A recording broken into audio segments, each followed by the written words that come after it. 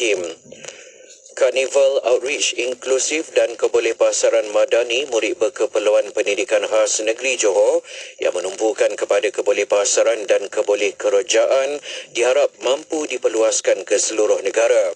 Pada sidak akhbar selepas perasmian Karnival Outreach Inklusif dan Kebolehpasaran Madani Murid Berkeperluan Pendidikan Khas Negeri Johor 2023 Aeon Dato' On di Johor Bahru, Menteri Pendidikan Fadlina Siddiq berkata karnival seumpama itu dilihat penting dalam usaha pihak kerajaan mempertingkatkan lagi kesedaran serta sinergi dalam komuniti berkenaan termasuk ibu bapa terutamanya tentang keperluan mempelajari kemahiran selepas tamat pembelajaran dalam sistem pendidikan.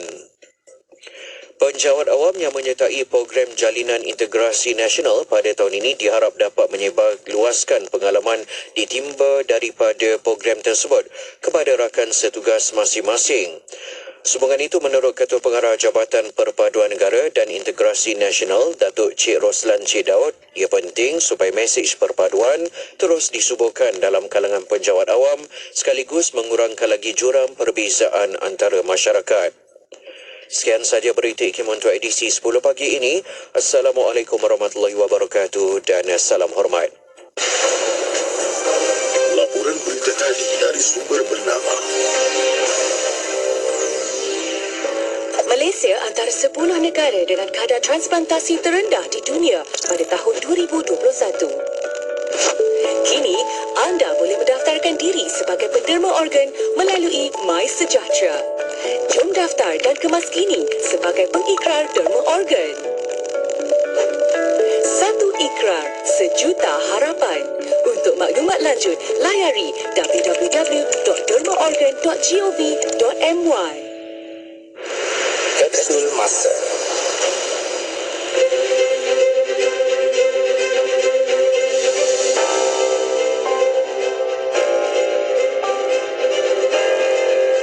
Pada tanggal 28 April dalam tahun 2014, persidangan antarabangsa pendidikan dan pembangunan ekonomi telah berlangsung di Phnom Penh, Kemboja. Ia diadakan bertujuan menimba pengalaman negara lain berhubung pembangunan pendidikan dan ekonomi umat Islam yang mampu dimanfaatkan untuk pembangunan sosioekonomi penduduk Islam di Kemboja. Datuk Haji Zainal Abidin bin Jaafar, Ketua Pegawai Eksekutif Majlis Agama Islam Wilayah Persekutuan Mawib, telah dijemput membentangkan kertas kerja bertajuk Pengalaman Mawib dalam Membangunkan Sosioekonomi Ummah di Wilayah Persekutuan. Beliau telah berkongsi pengalaman pihak Mawib mengenai aktiviti agian zakat, pendidikan, perlindungan dan kebajikan serta aktiviti pembangunan hartanah yang telah dilaksanakan oleh pihak Mawib. Beberapa pihak lain di Malaysia turut dijemput membentangkan kertas kerja seperti Jabatan Kemajuan Islam Malaysia JAKIM, Majlis Agama Islam Johor, Universiti Terbuka Malaysia dan Global Peace Mission of Malaysia. Petikan fakta ini disediakan oleh Seksyen Dokumentasi dan Penerbitan Arkib Negara Malaysia.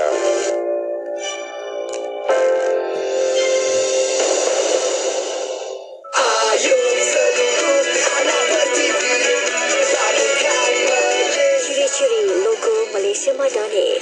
Jalur melambangkan 5 jari dengan jalur merah dan putih merupakan simbolisme kepada rukun negara yang mendasari ideologi Malaysia. Bulan sabit melambangkan simbol agama Islam sebagai agama rasmi persekutuan. Bintang berbucu 14 melambangkan perpaduan dalam kalangan 13 buah negeri dan wilayah persekutuan iaitu Kuala Lumpur, Putrajaya dan Labuan.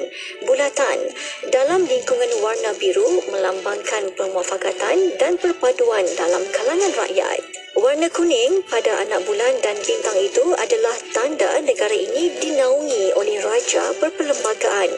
Warna merah adalah tanda semangat jati diri rakyat Malaysia yang mendukung semangat wira yang membara.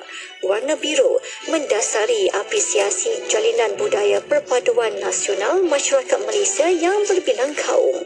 Warna putih tanda keikhlasan dan keamanan sebuah negara bangsa yang merdeka.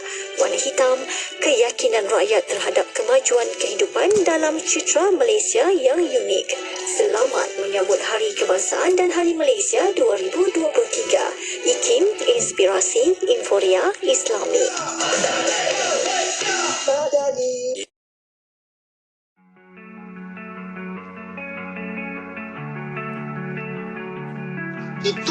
kita. Itu cara kita berkomunikasi. Itu cara kita bergerak harian. Contoh katakanlah DJ Syafiq katakanlah maknanya telinga ke hati. Contohnya kan dia detail tapi dia fikir orang kan. Okey. Tu artinya telinga ke hati. Ada orang kadang-kadang dia mata ke hati. Dia gerak tapi fikir orang. Ada orang kadang-kadang dia akal ke telinga contohnya kan. Dia fikir tapi dia agak dikir kan. Maksudnya orang ni pertama dan kedua adalah watak kita. Okey. Yang watak yang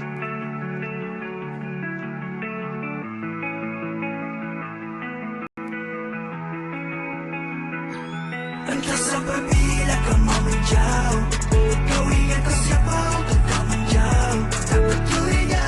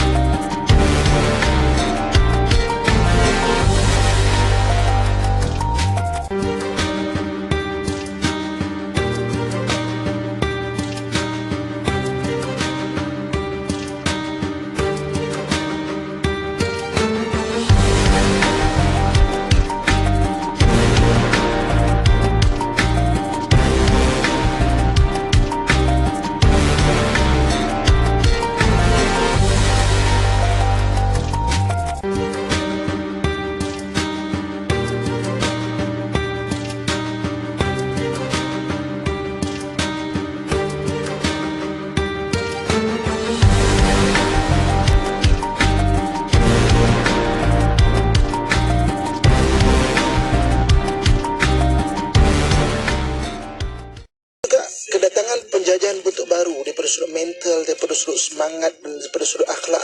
Jadi pada hari ini kadang-kadang apabila melihat anak-anak muda yang mabuk, anak-anak muda yang rosak akhlaknya, saya selalu tertanya-tanya, adakah kalau datang musuh-musuh negara, mereka boleh diharapkan untuk mempertahankan negara? Sedangkan negara kita perlukan anak muda yang penuh dengan ilmu, yang tinggi akhlaknya, yang kuat semangatnya, yang mempunyai semangat untuk mempertahankan dan membangunkan serta memakmurkan negara ini. Jadi kita mengharapkan sambutan merdeka pada tahun ini agar anak-anak muda kita, anak-anak muda yang mempunyai kesedaran untuk membangunkan negara, memakmurkan negara, menjaga kesatuan dalam negara ini. Mudah-mudahan negara Malaysia yang penuh barakah ini terus dirahmati dan diberkati Allah Subhanahu Wa Taala. Pemudanya, pemuda yang terus bersama-sama menjaga erti kemerdekaan itu. Orang tua yang memberi semangat kepada anak-anak muda, dan generasi-generasi seterusnya akan lebih baik daripada generasi-generasi yang sebelumnya. Selamat menyambut Hari Merdeka dan mudah-mudahan kemerdekaan tahun ini lebih bermakna buat kita.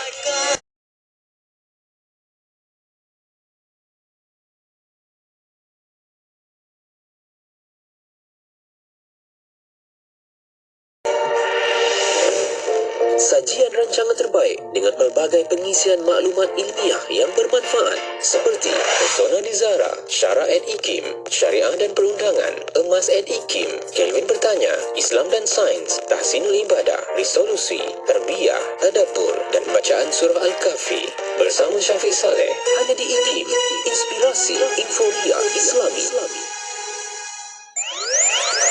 Dengarkan ilmu-ilmu yang bermanfaat bersama Syafiq Saleh di Aspirasi 10 hingga 1 IKIM, Inspirasi Inforia Islami. Radio IKIM Inspirasi Inforia Islami. Assalamualaikum warahmatullahi wabarakatuh. Selamat pagi kepada anda. Saya Syafiq Saleh. Kita nak buka tirai pertemuan untuk Aspirasi 10.1.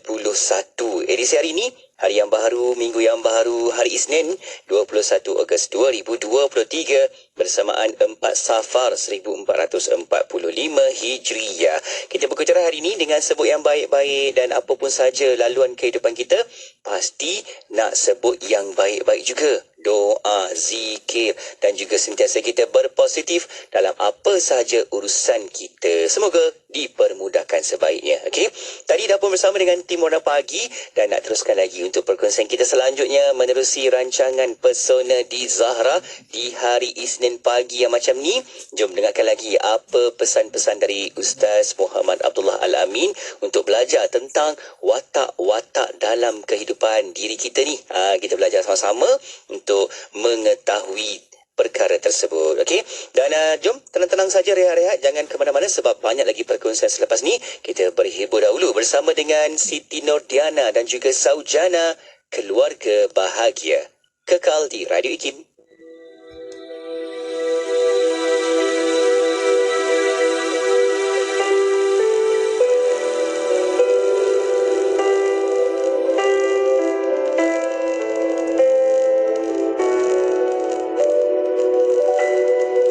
Sedamai Taman Firdausi, limpahan kasih, sayang sejati, seharum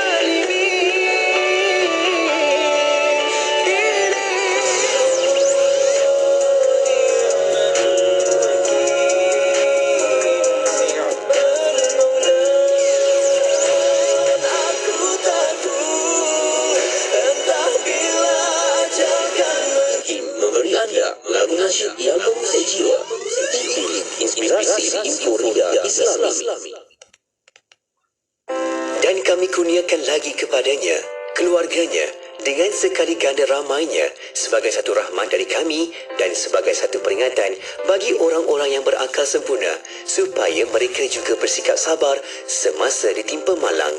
Surah Sad ayat 43. Bersama-sama Ustaz Muhammad Abdullah Al-Amin membawakan perkongsian ilmu dan panduan kekeluargaan menerusi rancangan Pesona di Zahra. Orang perempuan macam tu cerewet tak? Tak semestinya. Kalau kita berurusan dengan orang mata, jangan kecil hati. Yang bersiaran setiap hari Isnin jam 10.15 pagi.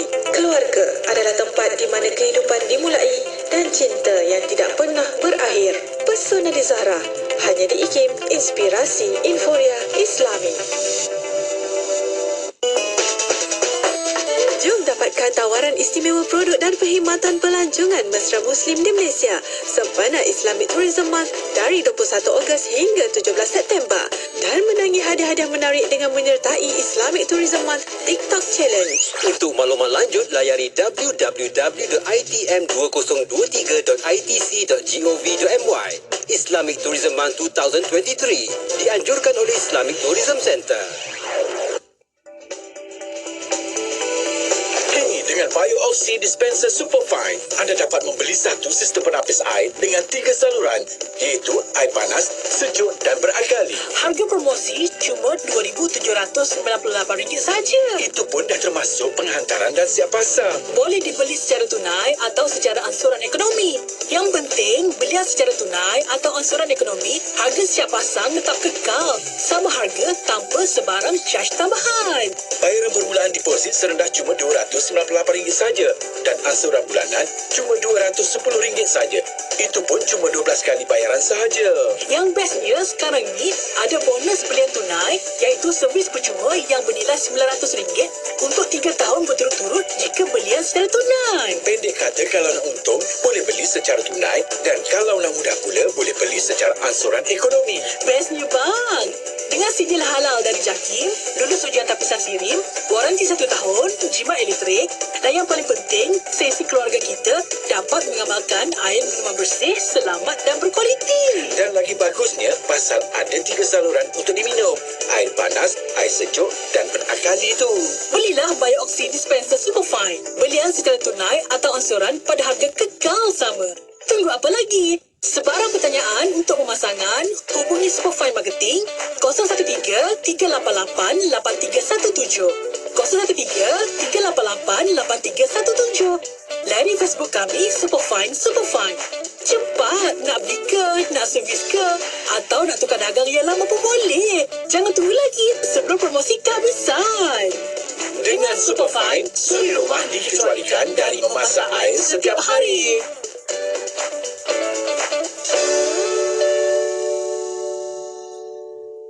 Lahad Datu 107.3 FM. Radio IKIM Inspirasi Inforia Islami. Assalamualaikum warahmatullahi wabarakatuh. Selamat pagi kepada anda. Kita nak sama-sama untuk teruskan lagi bincang menerusi rancangan kita di hari ini, hari Isnin, untuk sama-sama hayati rancangan Pesona di Zahra. Seperti biasa, kita bawakan jadual ini untuk anda sama-sama boleh tonton juga di Facebook dan juga di YouTube IKIM. Sebab kita nak sama-sama untuk berinteraksi, bincang-bincang bersama dengan tetamu kita yang dah pun ada di talian kita ketika ini, iaitu tak lain tak bukan Al-Fadhil Ustaz Muhammad Abdullah Al-Amin. Assalamualaikum Ustaz. Waalaikumsalam warahmatullahi wabarakatuh. Apa khabar Ustaz? Alhamdulillah, bagus. Alhamdulillah. Syukur. Masya Allah. Syukur. Kan, kalau minggu lepas kita bersiaran terbang bersama-sama Ustaz dekat sebuah pulau yang cantik. Dia punya pemandangan dia. Sebab ada pendengar kata Ustaz, wow, minggu lepas kita dengar dekat radio. Katanya background Ustaz cantik. Kan? Lepas tu terus buka Facebook, buka YouTube IKIM. Terus tengok, oh memang betul cantik katanya. Allahu Akbar. Masya Allah. Minggu ni ada lagi ke Ustaz? Outstation ke mana-mana saya nak buat tengok-tengok juga lah.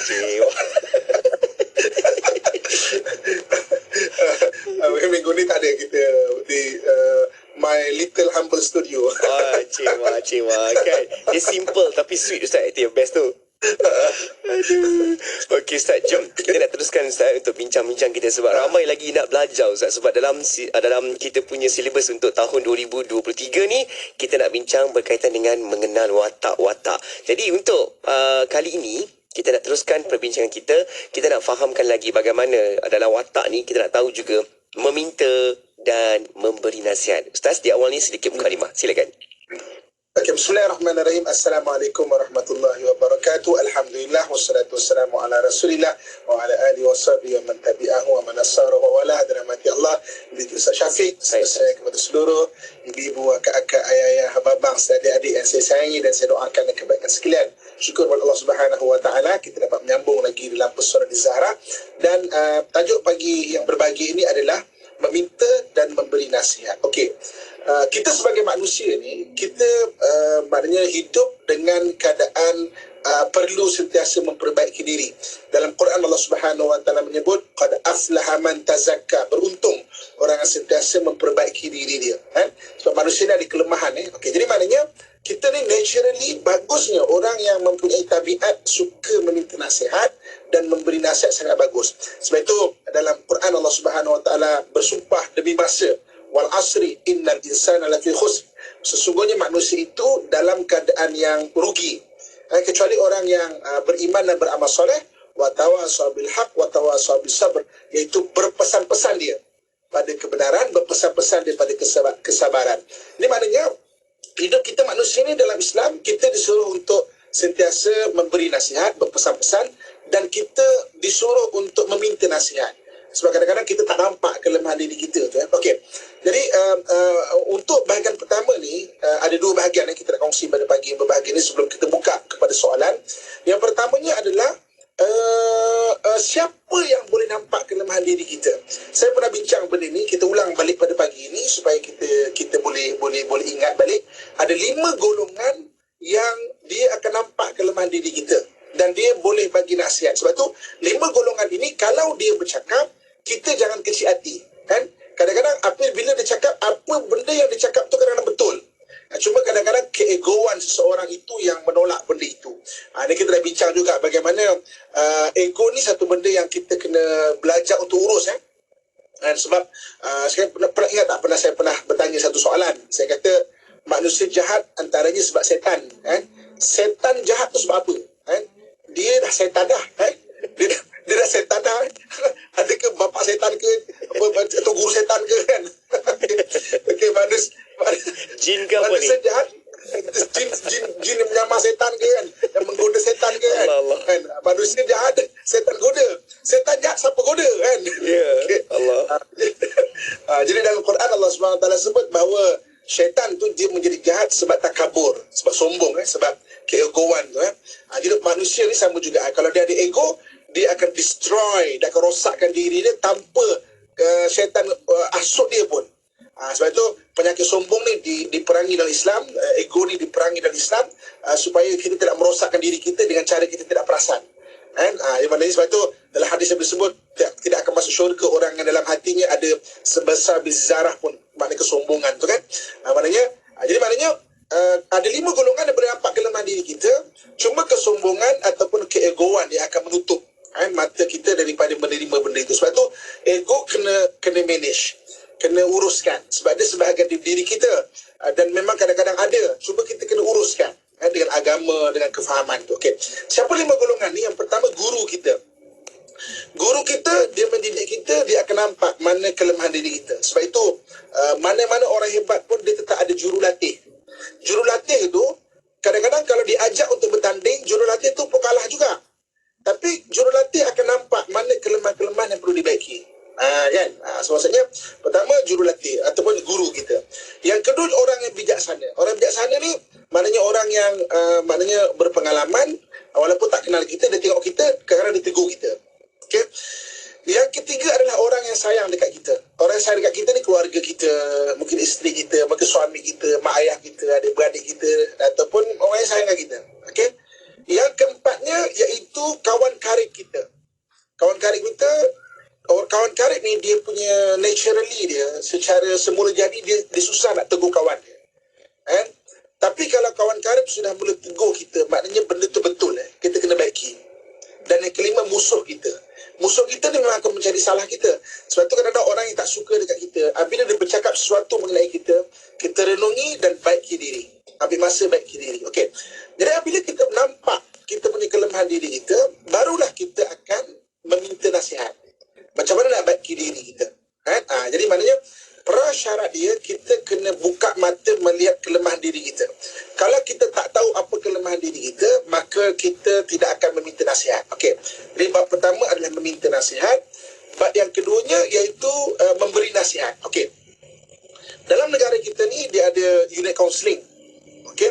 Jadi kaunseling dia ada kaunseling maknanya cara barat, kemudian ada yang cara Islam lah maknanya dua-dua pendekatan ni ada. Dan dua-dua pendekatan ni maknanya telah proven betul-betul. Apa beza kaunseling barat? Barat ni dia akan ada teknik bertanya kepada kita dan dia akan rangsang diri kita yang bagi jawapan kepada masalah tu. Dia tidak akan bagi nasihat. Dia tidak akan bagi maknanya apa yang perlu nak buat. Kita sendiri akan cakap, agaknya saya patut buat macam ini ya. Kenapa awak patut buat macam ini? Saya rasa itulah terbaik. Cuba awak buat. Di mana teknik ataupun di training ataupun dilatih untuk macam mana memberi soalan yang bagus untuk diri orang itu yang mengeluarkan sendiri pendapat untuk bagi nasihat. Okey. Bagi Islam, dia ada 3 dia tambahan dia. Selain daripada soalan begitu, yang pertama Islam dia ada nasihat. Jadi maknanya meminta nasihat kepada orang yang maknanya sistem Islam, dia ada bagi nasihat. Selain dia bertanya agak-agak awak apa yang bagus, macam mana kaunseling barat punya pendekatan, tapi dia ada bagi nasihat. Okey, jadi maknanya kalau ikut agama macam ni, ada bagi nasihat. Itu yang pertama. Yang keduanya, dia ada mengenal suami awak ni macam mana orang dia. Mengenal ni balik yang kita bincang dah berapa tahun ni, iaitu watak, emosi. Sebab setiap orang tak sama. Kalau hari ni saya nak bagi maknanya nasihat, sabar. Ada orang yang memang ada pendekatan tu sabar. Ada orang pendekatan tu dia nak step nak buat apa. Jadi maknanya orang telinga contohnya kan. Orang telinga dia nak step buat apa. Kalau mungkin orang maknanya orang mata, dia nak apa yang cepat, yang praktikal lah. Tak usah cerita mengipik lah kata dia. Saya nak benda praktikal punya teori. Sebab dia nak cepat kan. Okey.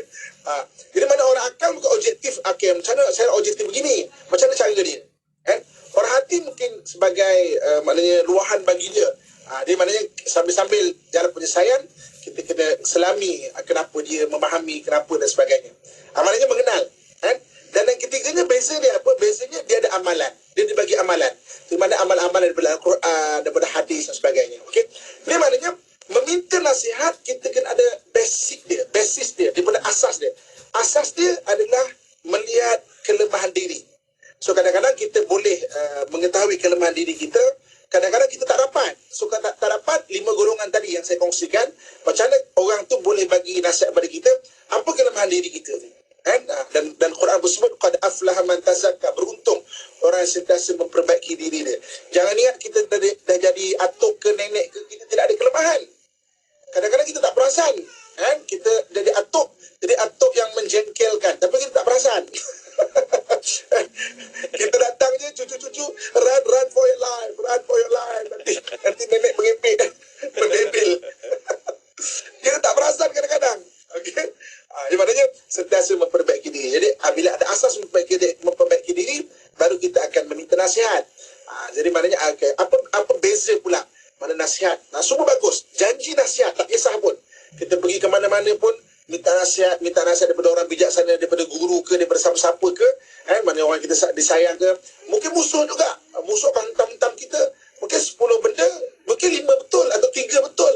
3 tu kita baiki, masya-Allah, kita akan jadi orang yang bagus.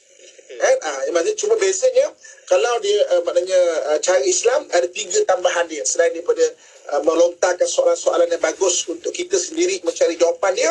Tapi Islam ada 3 tambahan dia, iaitu Islam dia ada maknanya nasihat, sebab ad-dinun nasihah kata Nabi SAW, dan dia bagi pandangan juga daripada pihak yang bagi nasihat. Yang keduanya, dia memang akan mengajak kita mengenal siapa suami kita, siapa isteri kita. Itu balik kepada apa yang kita belajar sepanjang tahun ni mengenai watak, mengenai emosi, mengenai cara berfikir, perbezaan-perbezaan. Sebab orang dia tak sama. Kan ada yang ketiganya dia ada amalan. Biasanya dia bagi amalan lah. Amalan macam mana nak melembutkan hati, hati suami, hati isteri, diri. Macam mana nak masak. Nak masak tu ada doa-doa dia. Ada orang kadang-kadang hari ni masak penuh dengan makian, kan? Tak guna punya laki, tak guna punya laki. Sampai tangan macam mana nak cabai, berkat makanan cili. Dari doa dia. Doa makanan kita tidak pernah kita kongsikan juga dalam Pesona di Zahra kita. Tapi mana boleh belajar, jumpa ustaz, jumpa orang yang mahir, yang arif, kan? Minta apa amalan-amalan untuk kebahagiaan rumah tangga. Nak masuk rumah ada doa dia, kan? Bukan masuk je macam tu. Ada baca Bismillahirrahmanirrahim, ada baca surah Ikhlas 3 kali. Siapa yang membaca surah Ikhlas 3 kali diamankan rumah itu daripada kepapaan. Papa ilmu, papa harta, papa akhlak, papa iman, macam-macam kepapaan. Ada kan? Ada adab dia, kan? Dia maksudnya begitu. Jadi maknanya nasihat, meminta nasihat dan memberi nasihat satu benda yang penting dalam Islam. Sebab itu kita kena suburkan benda ni. Kita kena tolak keegoan, kan? Sebab ego ataupun takabur dia akan merosakkan diri kita tanpa hasutan syaitan, kan? Syaitan tu menghasut manusia jadi jahat. Syaitan jadi jahat siapa yang hasut dia. Masa terfikir lagi. Keegoan tu. Kan? Ada manusia menghasut syaitan, kan? Manusia lagi jahat pada syaitan kan macam mana ni? Allahu Akbar. Kan? Sebab tu Ustaz, ada orang cakap syaitan ni dia walaupun dia memang jahat dia, tapi dia tetap sujud pada Nabi Adam. Tapi manusia ni kan macam mana kalau kita tak sujud kepada Allah? Nampak kita lebih jahat ni macam mana tu? Tu penting tu.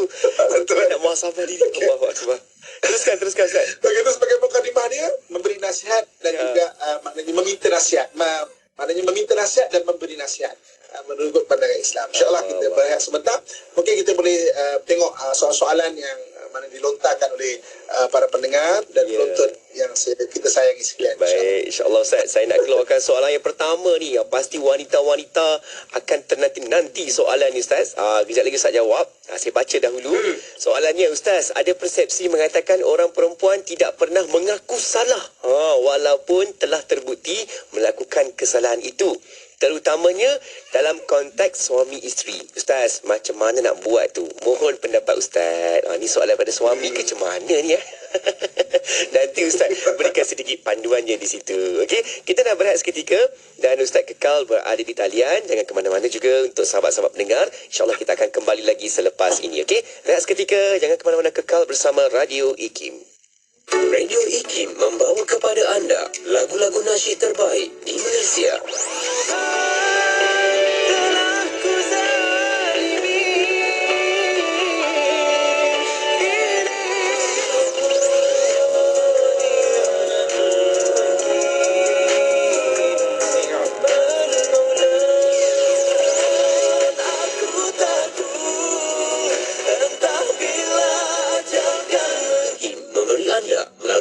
Yang mengusik jiwa, inspirasi euforia Islami.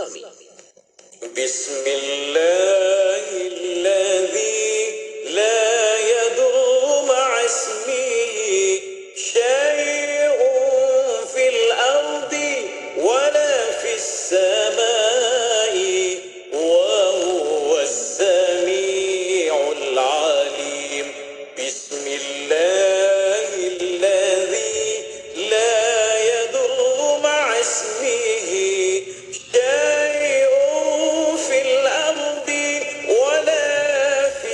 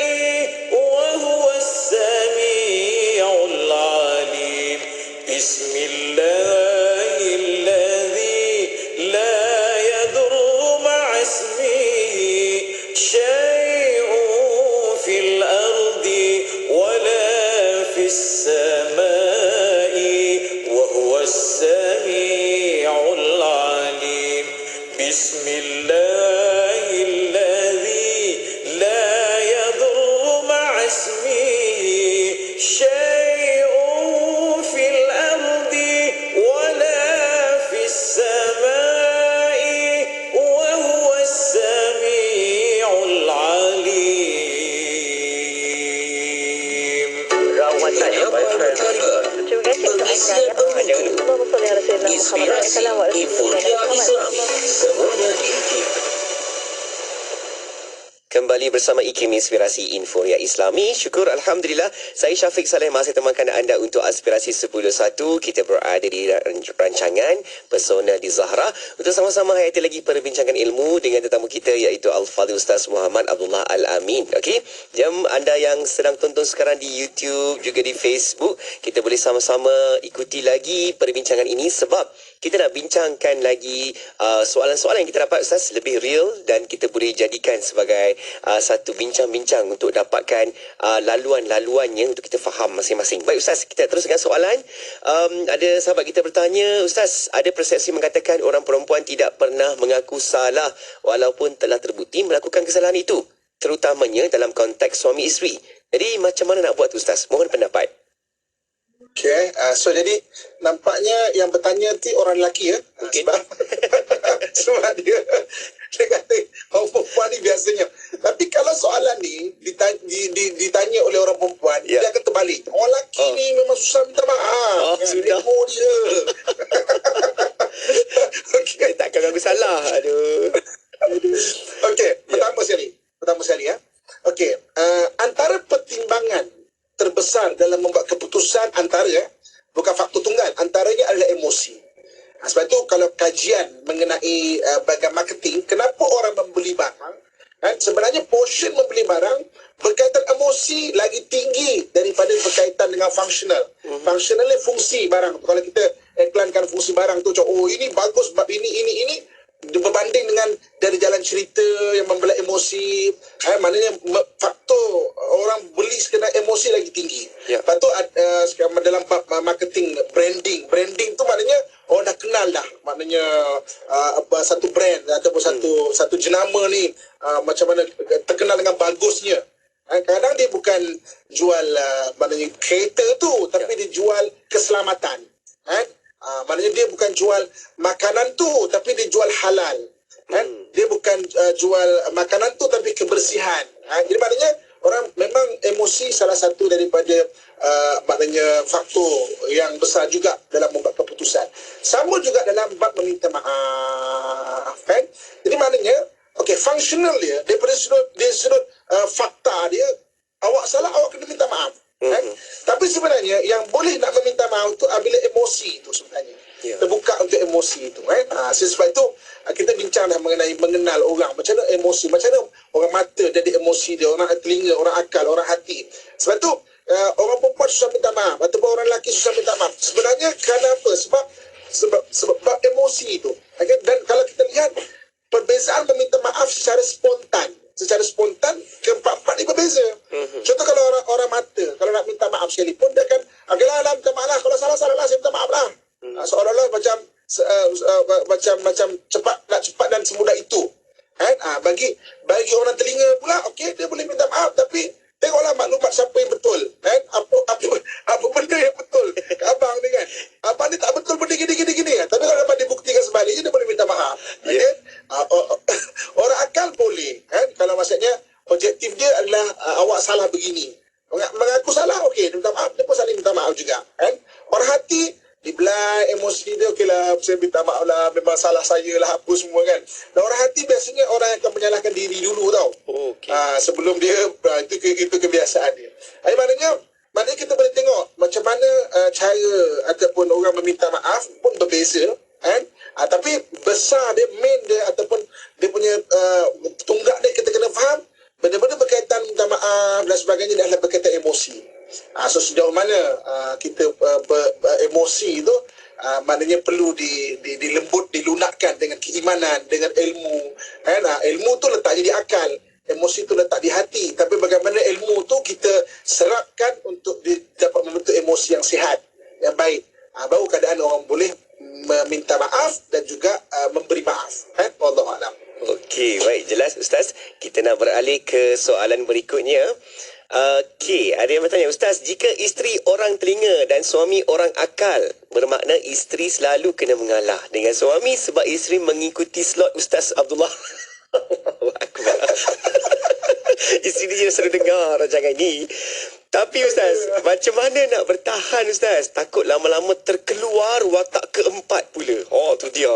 Mohon panduan Ustaz. Oh, ni isteri bertanya ni Ustaz. Isteri-isteri kita, ni dekat luar sana ni. Silakan Ustaz. Okey, dalam apa yang kita bincang Puan Zahra, satu ilmu dengan izin Allah sangat bagus. Dalam beberapa hari lepas, satu orang jumpa saya, semata-mata nak ucap terima kasih. Saya dari satu majlis, dia datang ke majlis saya tu semata-mata nak ucap terima kasih dengan izin Allah. Alhamdulillah. Dia kata, Ustaz, saya terima kasih sangat. Apa yang kita bincang kat Puan Zahra ni, Ustaz, menjadikan rumah tangga kami dah makin okey. Ini saya syukur pertama kepada Allah Subhanahu Wa Taala, dan yang keduanya terima kasih kepada Aikin sebab memberi ruang untuk kita bincang benda ni, dan sebenarnya sama ada orang jumpa kita bagi komen macam ini dan sebagainya, maknanya sebenarnya banyak lagi di luar saja orang yang dapat manfaat tapi mungkin tidak berkongsi dengan kita. Tapi syukur sangat, Alhamdulillah. Ini maknanya apa yang kita bincang kat sini, bagus dia adalah dua-dua dengar, dua-dua faham. Jadi maknanya katakan sekarang ni isteri dah faham, Alhamdulillah dia orang telinga. Jadi maknanya orang telinga ni dia bila dia faham, dia dapat pattern dia, dapat SOP dia boleh jadi bagus. Orang akal ni dia kena ada objektif dia. Dia terbalik tau. Orang telinga dia susunan dia 1, 2, 3 sampai 10. Orang akal ni dia kena nampak 10 dulu baru dia akan pergi apa jalan dia. 1, 2, 3, 4, 5 begitu. Jadi maknanya macam mana orang akal ni, kalau suami tu orang akal, memang dia kena dengar lah Puan Zahra ni kan. Kalau tak pun rakaman dia kan. Kalau tak pun maksudnya kita berbual lah dengan bahasa yang sama. Abang orang akal kan macam mana, maknanya dapat bahasa yang sama, berbual dengan cara sama, Masya Allah, sangat bagus sebenarnya kan. Dan saya faham, kalau isteri saja dengar, isteri jadi baik. Suami tak dengar, tak faham, jadi maksudnya boleh keluar watak keempat dia. Watak keempat kalau tidak terkontrol, Masya Allah, maksudnya memang akan jadi uhara sikit lah ya kan? Okey, saya pernah satu hari ada satu orang dalam kursus saya. Okay, isteri dia isteri orang hati, suami dia orang akal. Okay, isteri orang hati, suami orang akal. Jadi habis kursus kita minta apa namanya testimoni lah. Apa pandangan pasal kursus kita. Jadi apa isteri dia kata apa? Alhamdulillah syukurlah bagus sangat kursus saya pada hari ini kan. Jadi dengan tu saya faham saya boleh baiki diri saya. Baiki diri saya. Alhamdulillah. Suami pula, baguslah kursus saya, alhamdulillah syukur bagus. Jadi bila dapat kursus ni, jadi isteri saya ni dia bolehlah baiki diri dia. Untuk isteri dia macam mana pula? Dia macam mana pula? Main dia adalah rupanya masuk kursus tu, biar isteri dia faham, mesti jadi baik. Jadi baguslah kursus ni, jadi isteri saya boleh baiki diri dia. Dia pun nak baiki diri dia, tapi highlight dia begitu.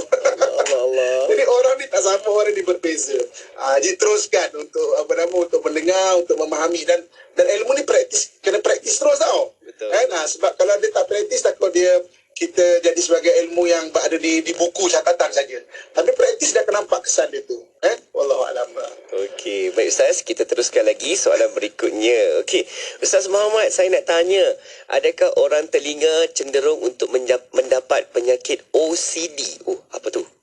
Ustaz mungkin boleh berikan panduan? Okey. Jadi kita pernah bincang mengenai disorder. Okay. Disorder ni, mental disorder ni dia ada lebih kurang 1,800 mengikut DSM-5. Diagnostic Statistical of Mental Disorder versi ke-5 DSM-5. DSM-5 ni rujukan kepada antara rujukan sekretari psikologi dan sebagainya, kaunselor dan sebagainya. Okey. Jadi maknanya kita pernah dalam ketika PKP itu diminta untuk bincang. Jadi maknanya ada mental disorder ni dia secara inborn, lahir-lahir ada dalam diri tu, cuma belum di-trigger saja, belum di-merangsang saja. Ada yang memang sebab environmental, sebab situasi sekeliling yang dia jadi sebab begitu. Okey. Jadi maknanya orang telinga, oleh kerana dia detail SOP, dia memang cenderung mudah terkena OCD. OCD ni obsessive compulsive disorder. Maknanya dia ada was-was yang melampau, ataupun terlalu teliti yang melampau, susun tu macam dia akan stres kalau bersepah-sepah, Itu dia panggil OCD, Obsessive Compulsive Disorder. Okey, bagi orang yang lain macam depression. Depression ni orang hati mudah kena. Orang lain boleh kena, tapi orang hati mudah kena. Sebab tu daripada study saya daripada kita pernah buat banyak kali kursus mengenai mental disorder ni menurut forensik insan atau menurut watak-watak ni, dan memang yang datang kepada kita memang orang-orang yang memang ada masalah dan memang ada rujukan hospital. Baru-baru ni dekat satu jabatan kerajaan, maksudnya kita diminta untuk memang orang yang memang ada disorder ni. Dan bila kita tengok statistik dia, betul. Maksudnya orang hati dia mudah untuk depression. Walaupun orang lain mudah kena. Boleh kena. Orang hati mudah kena. Sebab orang hati ni dia past oriented kan. Okey, orang akal ni dia boleh mudah apa? Orang akal ni dia boleh kena mudah anxiety. Sebab orang akal ni dia future oriented. Dia maknanya dia boleh ke depan tu menjadikan dia anxiety. Anxiety ni kerisauan melampau. Maknanya orang lain boleh kena, tapi orang akal dia mudah kena. Sebab tu kadang-kadang tak trigger lagi tak apa. Tapi kalau trigger, kadang dia boleh mudah jadi. Sebab tu apabila kita kena faham, ada doa-doa dia, ada juga maksudnya ada benda-benda yang kita boleh jaga diri kita lah. Orang mata dia boleh mudah kena apa? Orang mata ni sebab dia cepat, dia boleh jadi hyperactive ataupun dia boleh jadi dipanggil bipolar. Bipolar ni maksudnya perubahan mood yang tiba-tiba. Dia boleh gembira, tiba-tiba sedih, tiba-tiba marah-marah. Apa hal? Tiba-tiba ketawa pula. Bertukar balik. Sebab dia cepat kan. Okey. Dan sebenarnya banyak lagi lah. Itu antara 4 main yang penting. Jadi memang betul. Orang telinga dia mudah untuk kena OCD tu. Mana obsessive compulsive disorder. Maksudnya kerisauan melampau, teliti yang melampau. Maknanya ada pengulangan, repetitive behavior dipanggil. Pengulangan, buat lagi yang macam itu. Sebab itu ada ubat-ubat dia. Saya pernah kongsikan doa antara yang paling bagus. Doa yang pernah Nabi SAW ajar, yang 8 benda dihindarkan. Allahumma inni a'udzubika minal hammi wal hazan, wa a'udzubika minal ajzi wal kasal, wa a'udzubika minal jubni wal bukhl, wa a'udzubika min ghalabati daini wa qahri rijal. So 8 doa ni amalkan bagi orang yang ada maknanya penyakit-penyakit demikian dan memang banyak saya kongsikan. Selain daripada usul-usul yang lain, doa adalah faktor besar yang membantu untuk memulihkan seseorang itu. Wallahu a'lam. InsyaAllah Ustaz sama-sama kita kena banyak doa lagi kan Ustaz. Okey, Ustaz, satu lagi soalan terakhir kita Ustaz. Okey, ada yang tanya Ustaz, adakah watak iaitu dalam math ini akan kekal sampai kita tua nanti? Sebab kita ni ada fasa-fasa hidup, kadang-kadang waktu kanak-kanak lain, waktu remaja lain, usia 40 tahun pula adalah waktu penting dalam kehidupan. Adakah kita boleh bentuk watak itu supaya sentiasa ada kebaikan untuk masa depan kita Ustaz? Bagaimana? Okey, kita tahun lepas 2022 kita bincang mengenai emosi. Okay, emosi ni dia ada kuning, merah, biru dan juga hijau, dan ada pembahasan dia sampai belum sempat kan. Tahun ni dia adalah watak. Watak. Okey, bagi watak-watak ni dia memang ada correlation dengan emosi. Kita akan bincang insyaAllah. Maknanya bila dah start mahir betul-betul, saya nampak dah start pendengar kita dah mahir, baru kita correlationkan dia. Okey, watak tidak berubah, yang berubah emosi. Emosi dia boleh berubah, watak tidak berubah. Jadi kadang-kadang katakan satu orang tu orang mata, dia bekerja dalam keadaan lingkungan pekerjaan orang telinga, maka dia explore, dia macam orang telinga tapi dia tetap orang mata. Itu kadang-kadang satu orang tu kerja dalam satu sektor yang menjadikan dia orang telinga, tiba-tiba dia pencet jadi macam inilah diri dia sebenarnya kan. Orang tengok dulu macam kemas dengan tarik leher apa semua kan. Lepas pencet tu macam tak percaya je dia ni kan. Dia kan balik kau tak diri dia. Okey. Itu yang kadang-kadang ada istilah orang Melayu kita, orang nak meninggal dia panggil buang tebiat buang tebiat kan. Sebenarnya dia bukan buang tebiat, dia balik kepada diri dia balik. Sebab selama ni dia dibentuk yang bukan diri dia sebenarnya, tapi dia boleh explore dengan bagus. Sebab dalam watak-watak ni memang kita kena explore. Jangan feel good dengan watak kita. Kalau kita orang mata, kita kena explore watak telinga. Kita kena explore watak akal. Kita kena explore watak hati. Kita dah pernah bincangkan macam mana nak membuat eksplorasi ataupun nak maknanya kita belajar macam mana kebaikan orang akal. Kita usaha untuk jadi macam tu. Nampak macam orang akal, nampak macam orang mata, nampak macam orang telinga, nampak macam orang hati, tapi kita tetap diri kita. Dan mungkin kalau orang hati itu dia ada 100 dia punya dimensi dia, orang akal ada 100 dimensi, orang mata ada 1 dimensi, kita dapat explore lebih daripada 10 pun kita dah nampak sikit-sikit macam orang akal ke, orang mata ke, orang hati ke. Dalam bab basuh kain, dalam bab maknanya menyusun rumah dalam buang sampah, kita explore watak orang telinga. Orang telinga naturally dia bersih dah, naturally kan. Bagi orang mata mungkin dia perlu explore benda tu kan. Bagi kadang-kadang ada benda-benda kita kena buat keputusan yang cepat. Kita kena explore watak orang mata kan. Contoh dalam keadaan seseorang benda memang kita cepat punya decision ataupun punya keputusan. Ada kena analisa, itu kena explore watak orang mata kan. Kalau tak kita kan orang anggap lambat, orang anggap macam slow dan sebagainya kan. Sebab ini kena explore. Jadi maknanya watak tak berubah daripada lahir macam tu sampailah Abang Jamil tu. Itulah watak.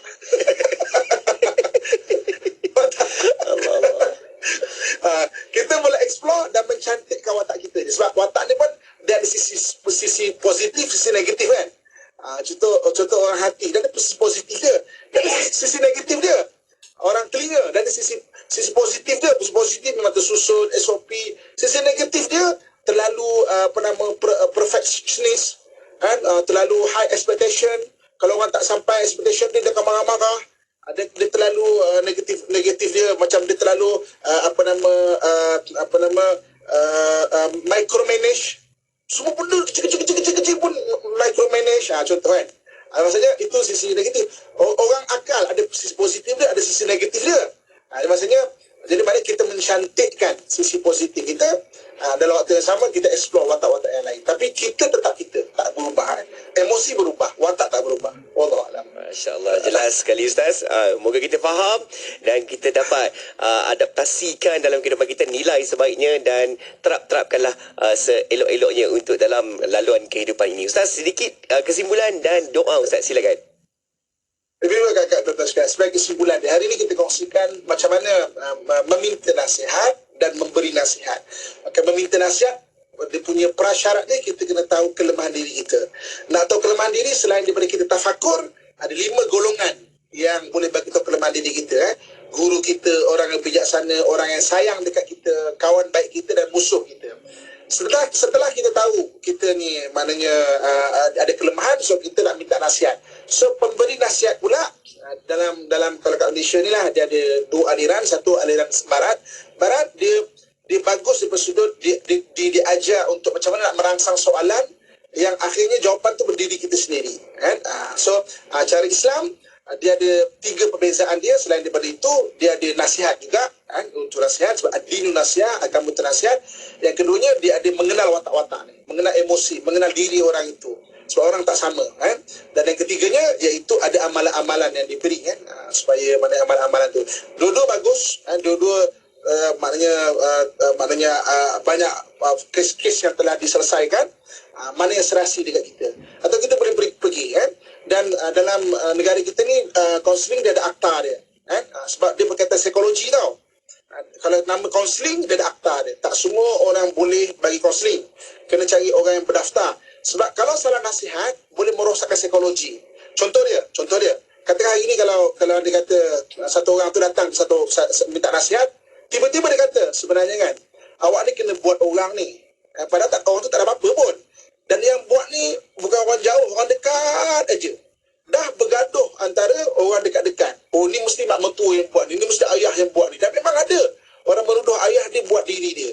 Kalau betul ayah dia buat diri dia, daripada kecil dah picit dah kita Kalau dia daripada kecil dah picit dah kita. Apa nak tunggu dah besar pun dah buat apa. Allah.